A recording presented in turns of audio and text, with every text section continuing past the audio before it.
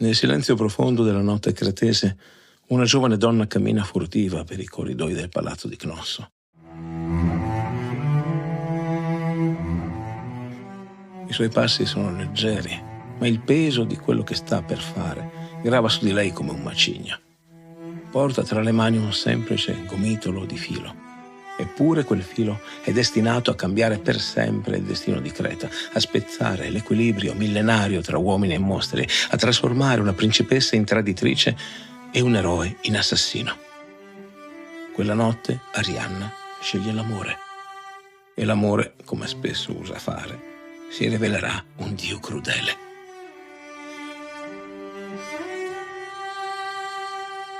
Grazie agli amici su TP che amano questo podcast: Giacomo, Sisifo Felice, Fabio dall'Inghilterra, Francesco, Carolina e Circe. Grazie anche a Dalila, grazie ad Alessandro, Gioele, Gimbo, Maria Chiara, Mirko, Salvatore e Vanessa. Infine ad Alessia, Raul, Chiara Miriam. Diventa anche tu parte di questa avventura. Supporta questo podcast andando su TP usando il link in descrizione.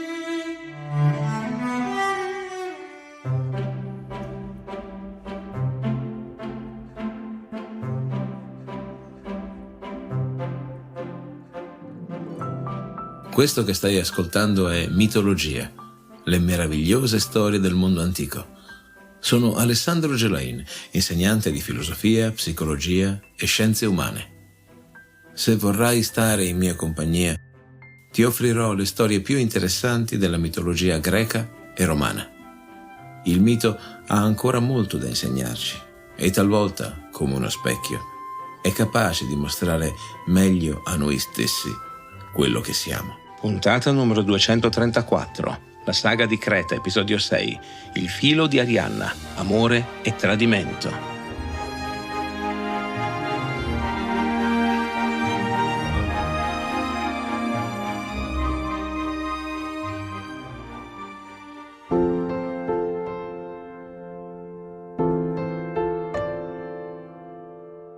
Arianna non è una fanciulla qualunque. Nelle sue vene scorre il sangue di Pasifae, figlia del sole, sorella della maga Circe. Come sua madre, conosce i segreti della magia, sa leggere i segni del destino, comprende il linguaggio degli dei. Da bambina, quando il Minotauro era ancora piccolo e non completamente perduto nella sua natura bestiale, è stata lei a portargli il cibo, a cantargli le ninne nanne che aveva imparato da Pasifae. Ha visto Asterione, così lo chiamava allora, trasformarsi lentamente da bambino spaventato in creatura terrificante. Ha assistito al dolore di sua madre, ha sentito le lacrime di Pasifae bagnare le sue guance mentre le sussurrava: un giorno qualcuno verrà a liberarlo da questa prigione. Arianna è cresciuta sapendo che il labirinto non è solo una prigione, è un tempio. E lei si sente la sacerdotessa involontaria, la custode dei segreti che non ha mai chiesto di conoscere. Quando la nave ateniese appare all'orizzonte del porto di Cnosso, Arianna osserva dalla terrazza del palazzo. Sa che quella nave porta il tributo annuale, 14 giovani destinati a nutrire la fame del Minotauro. Ha assistito a questa tragedia per anni, ha visto il dolore negli sguardi spauriti dei fanciulli, ha sentito i loro gemiti mentre vengono trascinati nelle segrete. Ma oggi qualcosa è diverso. Tra i giovani prigionieri ce n'è uno che non abbassa gli occhi, che guarda il palazzo come se fosse venuto a conquistarlo e non a morire.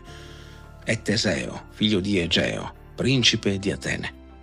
Sa che uccidere il Minotauro significa liberare Atene dal giogo cretese, significa coprirsi di gloria, significa diventare il salvatore del suo popolo.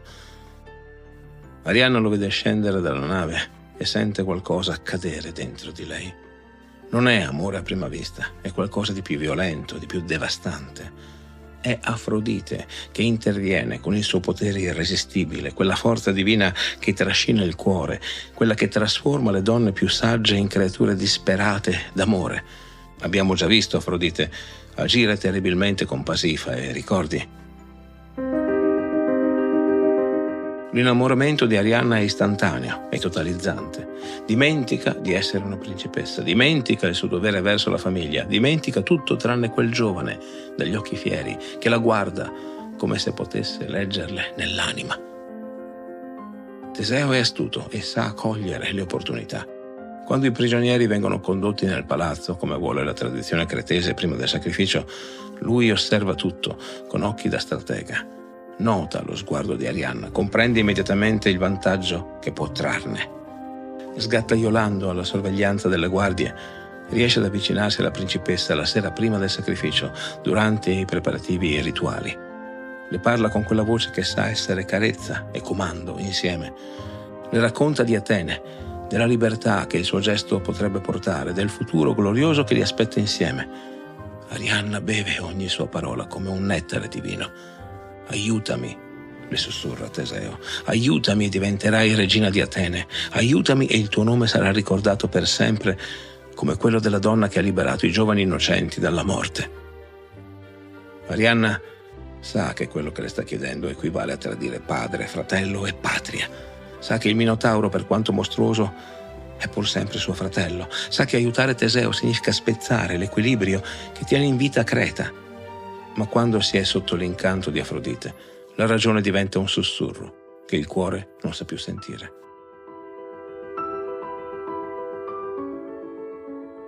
«Forse c'è qualcuno che può aiutarci», dice a mezza voce.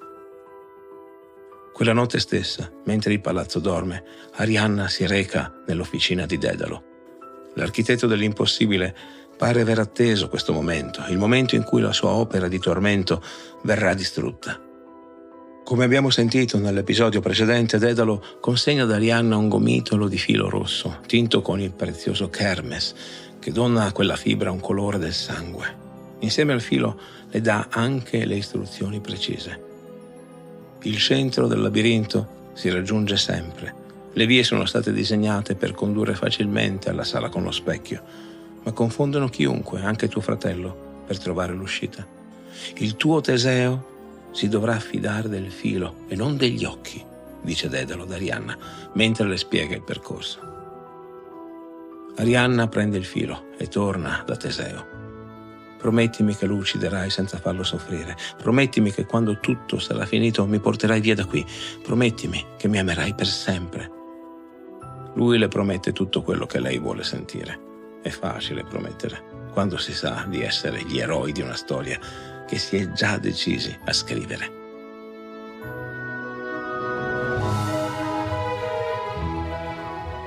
All'alba Teseo scende nel labirinto, lega il filo rosso all'entrata e comincia a camminare nelle strade tortuose di quella città fantasma. Quando finalmente incontra il Minotauro, Teseo scopre qualcosa che non si aspettava. La creatura lo guarda con occhi in cui, per un istante, brilla qualcosa di umano. Come narrato da Parsuo Borges nel suo racconto La casa di Asterione, il Minotauro ha aspettato per anni che qualcuno venisse a liberarlo dalla sua prigione, non per salvarlo, per ucciderlo.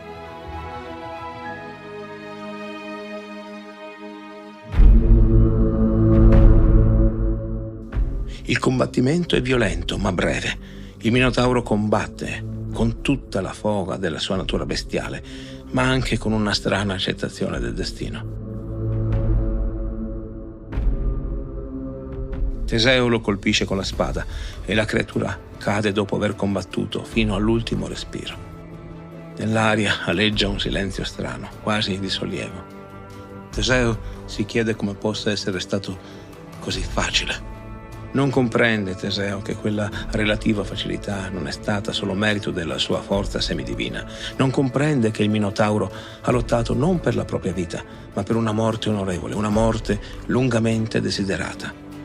Ha ucciso una creatura che voleva morire con dignità. Questo lo rende eroe o carnefice? Riavvolgendo il filo rosso di Arianna, Teseo esce dal labirinto. La principessa lo aspetta con occhi lucidi di lacrime e speranza. È finita, le dice. E lei capisce che con quelle parole non intende solo la morte del Minotauro, ma la fine del mondo che ha sempre conosciuto. La fuga da Creta avviene nella confusione che segue la scoperta della morte del Minotauro. Arianna e Teseo salgono sulla nave ateniese insieme agli altri giovani liberati. Per la prima volta da anni quella nave salpa dal porto di Cnosso portando via vite invece che segni di lutto. Durante la navigazione Arianna vive giorni di felicità perfetta. Si crede amata, si crede destinata a diventare regina di Atene, si crede eroina di una storia d'amore che i poeti canteranno per l'eternità.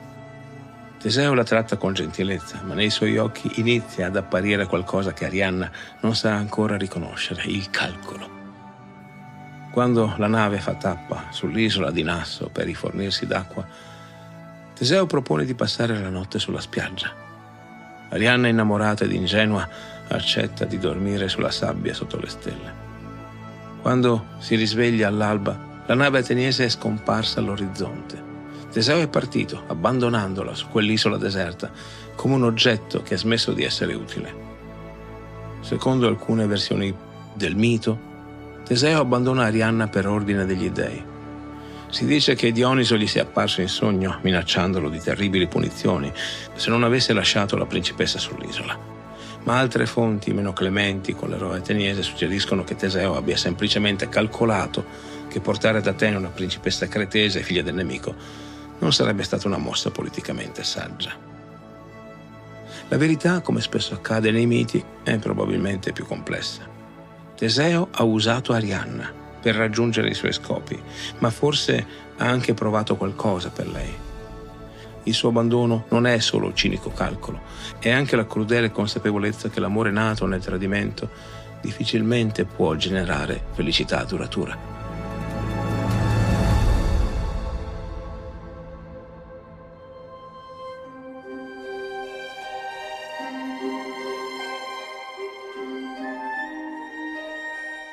Arianna si risveglia sola su una spiaggia sconosciuta e per un momento non comprende cosa sia accaduto. Chiama Teseo, corre lungo la riva sperando di vedere la nave in lontananza, si arrampica sulle rocce per scrutare l'orizzonte. Solo quando il sole è alto nel cielo e il mare resta vuoto, capisce di essere stata tradita. Il dolore che la colpisce è così violento da spezzarle la mente. Ha tradito padre, fratello e patria per un uomo che l'ha abbandonata come un fardello inutile. Ha causato la morte di Asterione per un amore che si è rivelato illusione. Ha distrutto la sua famiglia per diventare nulla. Arianna inizia a vagare per l'isola come una pazza, parlando da sola, chiamando nomi di persone che non ci sono più, ripetendo frasi senza senso. I suoi capelli si arruffano, le sue vesti si strappano sulle rocce, le sue mani sanguinano per aver graffiato le pietre. È proprio in questo momento di completa disperazione che appare Dioniso. Il dio del vino e della follia sacra la trova sulla spiaggia al tramonto, mentre si muove in una danza senza musica e canta una canzone senza parole. E di quella follia, di quella bellezza spezzata, di quella purezza distrutta dal tradimento, il dio si è perdutamente innamorato. Dioniso non ama la principessa perfetta, che era Arianna, ama la donna impazzita che è diventata, ama la sua follia perché è sincera, ama la sua disperazione perché è totale, ama la sua rabbia perché è giusta. Le sussurra parole che Friedrich Nietzsche, nei suoi ditirambiti Dioniso, metterà in bocca del dio stesso. Io sono il tuo labirinto. E in quelle parole Arianna comprende che ogni perdita può diventare una nuova strada, ogni fine un nuovo inizio. Il dio le fa dimenticare Teseo, non rubandole i ricordi, ma mostrandole che esistono amori più grandi di quelli umani, passioni più pure di quelle terrene. Quando Arianna diventa consorte di Dioniso, la sua corona viene trasformata in costellazione e posta tra le stelle. È il segno che il tradimento subito si è trasformato in gloria eterna, che l'amore deluso ha trovato una compensazione divina. Mentre Arianna trova la sua redenzione nelle braccia di un dio, a Creta Minosse scopre l'entità del tradimento subito. Non solo ha perso il figlio mostro che era simbolo del suo potere, non solo ha visto fuggire i prigionieri ateniesi, ma ha anche scoperto che tutto questo è stato possibile grazie al tradimento di sua figlia e alla complicità del suo architetto di fiducia. La rabbia di Minosse è terribile quanto la sua giustizia. Fa ricercare Arianna, ma la giovane pare scomparsa dalla faccia della terra. La sua vendetta si concentra quindi su Dedalo, l'uomo che ha reso possibile tutto questo, fornendo il filo fatale. Minosse lo fa arrestare insieme al figlio Icaro, li conduce personalmente all'entrata del labirinto e con un gesto quasi teatrale di disprezzo getta ai piedi dell'architetto lo stesso gomitolo di filo rosso che Arianna ha usato per guidare Teseo. «Hai costruito la prigione perfetta», dice Minosse con voce gelida. «Ora vivici dentro». Con un cenno della testa ordina ai servitori di murare l'entrata del labirinto, sigillandola una volta per tutte. Dedalo raccoglie il gomitolo con mani tremule. In quel filo tinto di rosso vede la propria condanna, ma anche, senza ancora saperlo, la propria salvezza. Questo stesso filo che ha permesso a Teseo di uscire dal labirinto sarà utilizzato da Dedalo per un'invenzione ancora più audace, che permetterà a lui e a suo figlio di fuggire via da Creta.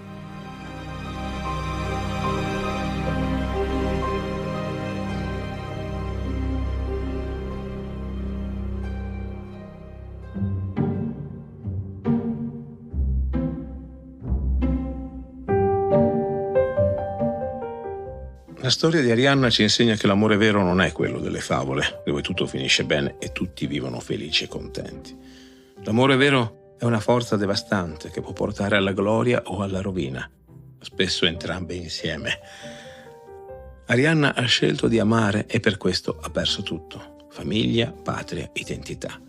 Ma proprio attraverso questa perdita totale ha trovato qualcosa di più grande, un amore divino che l'ha elevata al rango delle stelle.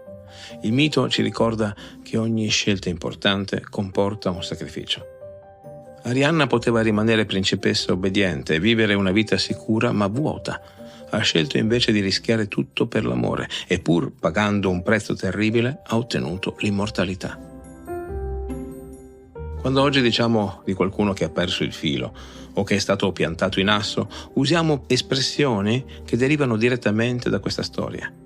Il filo di Arianna è diventato simbolo di un percorso sicuro, letterale o metaforico. Se lo perdiamo ci ritroviamo nei guai, e l'abbandono di Nasso è diventato il prototipo di ogni inatteso abbandono amoroso. Forse il vero insegnamento del mito non sta nella condanna del tradimento o nell'esaltazione dell'amore. Sta nel mostrarci che anche dalle tragedie più atroci può nascere qualcosa di bello, che anche i dolori più lancinanti possono trasformarsi in saggezza, che anche le cadute più rovinose possono diventare voli verso le stelle. Perciò, la prossima volta che ti troverai a guardare nel cielo notturno la corona boreale, ricordati della principessa che scelse l'amore e ne pagò il prezzo, della donna che fu tradita e trovò una redenzione più grande di ogni vendetta, della mortale che divenne dea attraverso la strada più dolorosa di tutte, quella di un cuore spezzato che impara ad amare di nuovo. Arianna di Creta.